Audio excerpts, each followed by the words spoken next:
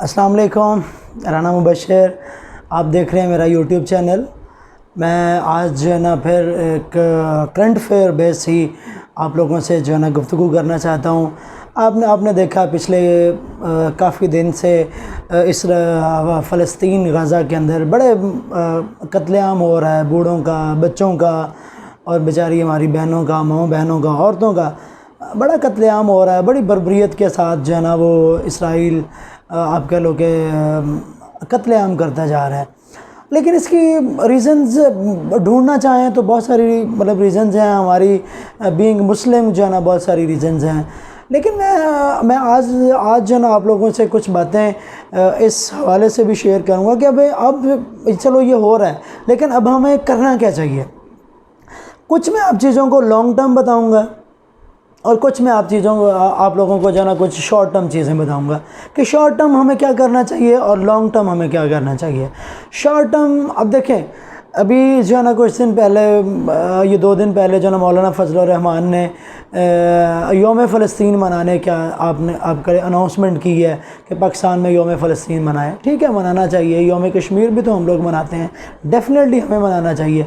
लेकिन मेरा एक एजेंडा है, मेरा एक अपना पॉइंट ऑफ व्यू आप लोगों के साथ जो मैं डिस्कस करूँगा कि जहाँ तक तोड़ फोड़ है, जहाँ तक रैलियाँ हैं, जहाँ तक जलाओ घराओ का निज़ाम है, आप गवर्नमेंट के ख़िलाफ़ निकलेंगे, फ़र्ज़ किया अल्लाह ना करे सड़कों पे आवाम निकलते हैं, कभी गवर्नमेंट कुछ नहीं कर रही, गवर्नमेंट को ये करना चाहिए, वो करना चाहिए, रैलियाँ निकालते हो, तोड़ फोड़ करते हो, जलाओ घराओ करते हो, तो यार ये अल्टीमेटली किसका नुकसान कर रहे हैं आप? ये क्या इसराइल का नुकसान कर रहे हैं हम या किसी और का? ये हमारा अपना नुकसान है, हमारी गवर्नमेंट का, हमारे मुल्क का, हमारे जो ना देश का नुकसान है ये। तो ये ऐसी सिचुएशन क्रिएट जो है ना नहीं होनी चाहिए। और दूसरी बात ये है कि आप लोगों को पता है कि आजकल सोशल मीडिया आप कह लो कितनी बड़ी पावर बन के आप कह लो के सामने आया है। सोशल मीडिया, फेसबुक है, यूट्यूब है, ट्विटर है, आप कह लो कि दूसरी चीज़ इंस्टाग्राम है, what ever you use the applications on behalf of the social media. अब सोशल मीडिया के ऊपर हमें क्या करना चाहिए? मैं अभी शॉर्ट टर्म की बात कर रहा हूँ। हमें फिल वक्त क्या करना चाहिए कि भाई एक ट्रेंड सेट करना चाहिए कि भाई जैसे आप लोगों ने फेसबुक के ऊपर देखा भी होगा कि वो लिखा हुआ आता है कि इज़ इसराइल टेररिस्ट स्टेट या टेररिस्ट कंट्री। तो yes, Israel is a terrorist country, terrorist state, इसमें तो कोई शक वाली बात ही नहीं है। तो एक ऐसा ट्रेंड क्रिएट करना चाहिए, ऐसी आवाज़ जो है ना उठानी चाहिए कि भाई जितने भी आप कह लो कि हमारे 57 इस्लामिक कंट्रीज़ हैं वहाँ तक ये आवाज़ जाए। इसके अलावा बियॉन्ड द वर्ल्ड जो है ना ये बात जानी चाहिए। यूरोप में, अमेरिका में, south America, north America, Australia, जितने भी सब कॉन्टिनेंट्स हैं, हर मुल्क के अंदर ये सोशल मीडिया के ज़रिए जो है ना एक ट्रेंड जाना चाहिए कि भाई इसराइल जो है ना बिल्कुल खुल्लम खुल्ला टेररिस्ट कंट्री है, टेररिज्म कर रहा है, टेररिस्ट एक्टिविटीज़ कर रहा है फ़लस्तीन पे, गज़ा पे, ह्यूमन राइट्स वायलेशन कर रहा है। यहाँ पे किसी को बोलने की ज़रूरत नहीं है।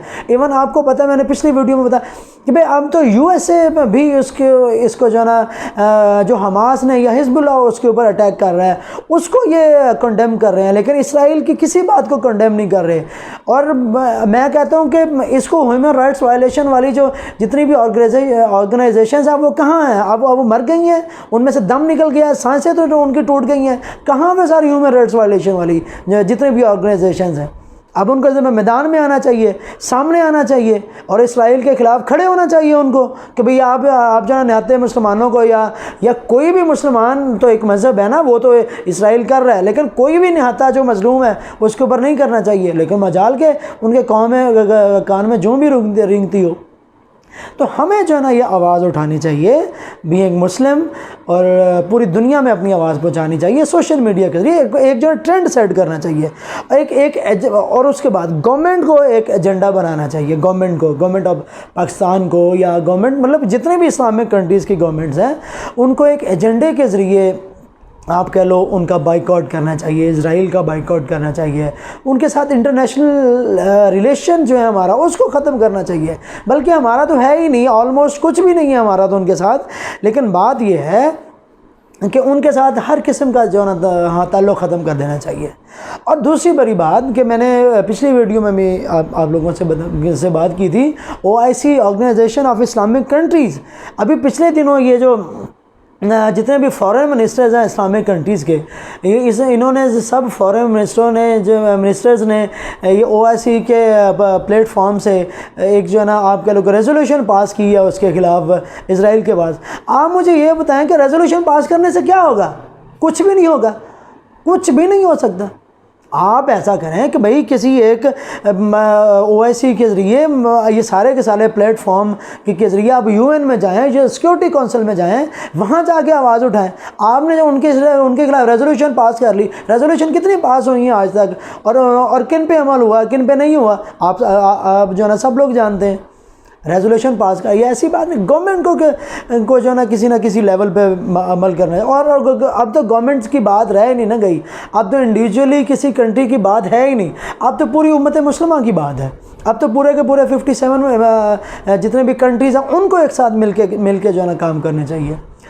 और दूसरी बात ये है जो सबसे ज़्यादा मोस्ट इम्पोर्टेंट मैं समझता हूँ, वो बात है कि हमें अपना एनालिसिस करना चाहिए। बीइंग उम्मत मुस्लिमा, हमें अपना एनालिसिस करना चाहिए कि आखिर हमसे क्या कोताही हुई है, क्या गलती हुई है कि भाई हर जगह पे हमें जो ना ज़लालत हो रही है, हर जगह पे हमारा जो ना मजाक उड़ाया जा रहा है, हर जगह पे हमें जो ना ठट्ठा किया जा रहा है। आखिर वजह क्या है?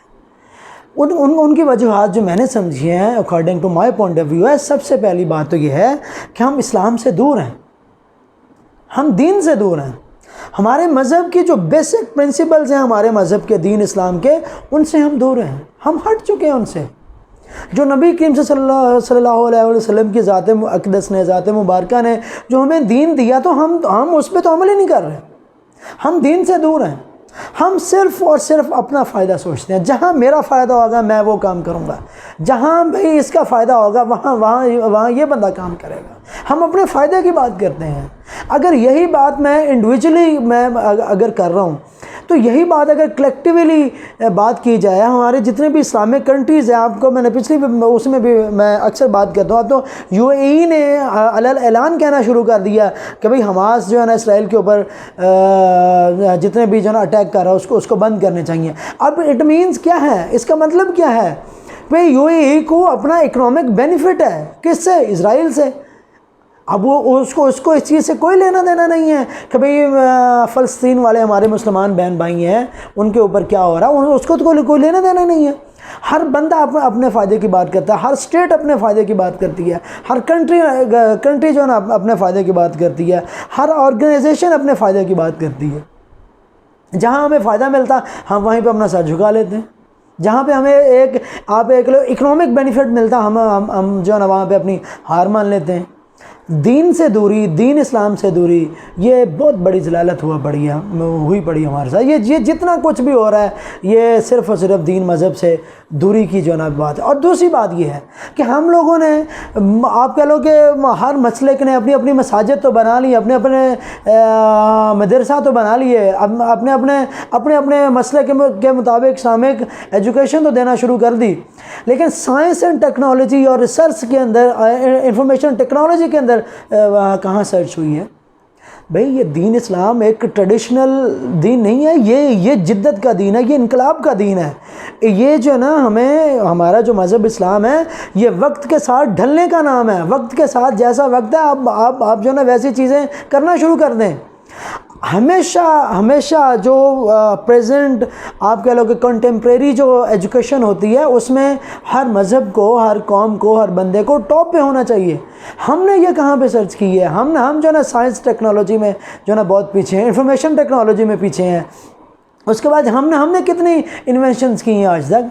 हमने जो ना कितनी डिस्कवरीज़ की हैं आज तक? कोई भी नहीं है। जितनी भी डिस्कवरी, जितनी इन्वेंशन है, सारी की सारी आप कह लो कि यूरोप के लोग कर रहे हैं। वो क्या करते हैं? उन्होंने हमारे दीन को, हमारे कुरान मजीद की सारी एजुकेशन को उठा के वो हम ही के ऊपर छाए हुए हैं। आखिर वजह हम जो है पीछे, हम सिर्फ यही पीछे मतलब जो ना यही सोच रहे हैं कि दाढ़ी इतनी रखनी चाहिए, ये नमाज ऐसे नहीं पढ़नी चाहिए, ऐसे हम क्या इन्हीं चीज़ों में फंस के रह गए हैं?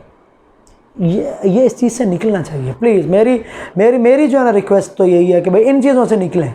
इन चीज़ों से जब तक निकलेंगे नहीं, साइंस एंड टेक्नोलॉजी के अंदर रिसर्च नहीं करेंगे, नए नई ईजादात नहीं होंगी, और हम जो है ना किसी दूसरी कंट्री या दूसरे मुल्क के साथ मुकाबला नहीं कर सकते, कभी भी नहीं कर सकते।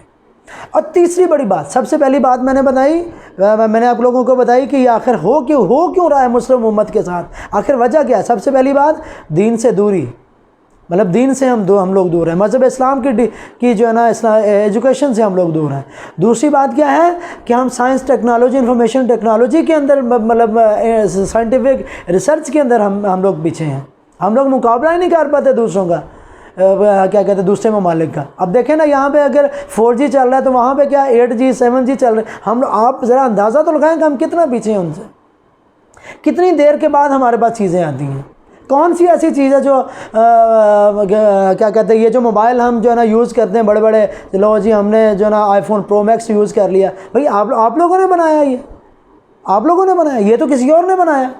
तो फिर हम तो मोहताज हुए उनके, हम तो कंज्यूमर्स हुए, हम तो चीज़ों को कंज्यूम कर रहे हैं ना। तो हम प्रोड्यूसर क्यों नहीं बन सकते? हमें जो है ना प्रोड्यूसर बनना चाहिए, बजाय इसके कि हम लोगों की, दूसरों की चीज़ें यूज़ करें। कभी दूसरे ममालिक हमसे चीज़ें लेके इस्तेमाल करें। दूसरी बात ये थी कि हम जो है ना साइंस टेक्नोलॉजी में पीछे हैं। तीसरी बात जो मेरे पॉइंट ऑफ व्यू से ये है कि वही बात, जो सारे के सारे 57 इस्लामिक कंट्रीज़ है, सारे के सारे एक प्लेटफॉर्म पे है ही नहीं। कोई भी एक प्लेटफॉर्म पे नहीं है। 3-4 मुल्क अलग हैं, 5-6 अलग हैं, 7-8 10 अलग हैं। बाकी बेचारे उनके इकोनॉमी ऐसी है कि वो आपका लोग बहुत पीछे हैं। यकजहती नहीं है, यूनिटी नहीं है, आपका लोग इंटीग्रेशन नहीं है इस्लामिक कंट्रीज़ की एक दूसरे के साथ। तो इन चीज़ों को जो ना खुदारा हमें सोचना चाहिए। जितने भी हेड ऑफ़ द स्टेट्स हैं ऑफ द इस्लामिक कंट्रीज़, उनको एक प्लेटफॉर्म पे आना चाहिए और दीन की एजुकेशन देनी चाहिए, जो प्योर दीन है, जो रसूल अकरम सल्लल्लाहु अलैहि वसल्लम ने हम तक पहुँचाया है। ये नहीं है कि भाई फ़लाँ ने कुछ और, फ़लाँ ने कुछ नहीं, ऐसी इन चीज़ों से निकलना चाहिए। अब वो दौर नहीं रहा, अब जो है चेंज हो चुका है। Time has become unique. तो ये थी कुछ बातें जो मैं आप लोगों से जो है ना शेयर करना चाहता था कि हमें जो है ना फ़ौरन अभी क्या करना चाहिए। आप मुझे ये बताएं कि इतनी कितनी ज़्यादा जो है ना प्रोडक्ट्स हैं जिनको हम डेली लाइफ में यूज़ करते हैं, और सारी की सारी बिलोंग टू इसराइल, वो सारी इसराइल से हैं। कितने जो है ना आपके सॉफ्ट ड्रिंक्स हैं जो हम पीते हैं वो उधर के हैं। कितने ब्रांडेड चीज़ें हैं जो हम लोग उनकी जो है ना यूज़ करते हैं। तो ये सारी के सारे प्रॉफिट, ये सारी के सारे पैसा कहाँ जाता है? इसराइल में जाता है। तो वही जो है ना वो फिर हमारे ही ख़िलाफ़ उसको इस्तेमाल करते हैं। तो हमें जो है ना फ़ौरन जो है ना चीज़ें जो करनी चाहिए वो ये हैं कि भाई मैंने अभी आपको बताया था कि एक तो है शॉर्ट टर्म चीज़ें हैं, क्या लॉन्ग टर्म, ये जो दीन से दूरी हो गई, इन मतलब दीन पे अमल करना चाहिए, ये मतलब लॉन्ग टर्म है। उसके बाद साइंस टेक्नोलॉजी के ऊपर अमल करना चाहिए, ये भी लॉन्ग टर्म है। इस्लामिक कंट्रीज़ को जो है ना आपस में आपके यूनिटी, इत्तेहाद पैदा करना चाहिए, ये भी लॉन्ग टर्म बात है। जो शॉर्ट टर्म है, जो हम फिल वक्त कर सकते हैं, मैं कम अज़ कम कर सकता हूँ, आप लोग कम अज़ कम अभी और इसी वक्त कर सकते हैं, वो यही है कि जितने भी हम लोग चीज़ें उनकी इसराइल की यूज़ करते हैं उनसे जो है ना बाइकआउट किया जाए। दूसरा ये जो है शॉर्ट टर्म के अंदर आता है। शॉर्ट टर्म के अंदर एक ये भी आता है कि भाई सोशल मीडिया के ज़रिए हम लोग अपनी आवाज़ उठाएं और पूरी दुनिया में एक ट्रेंड सेट कर दें कि भाई जितनी भी ये ह्यूमन राइट्स की वायलेशन इसराइल कर रहा है, इसको जो है ना कंडेम करना चाहिए। ठीक होगी बात। मिलते हैं इंशाल्लाह नेक्स्ट वीडियो में किसी और टॉपिक के साथ। अल्लाह हाफ़िज़।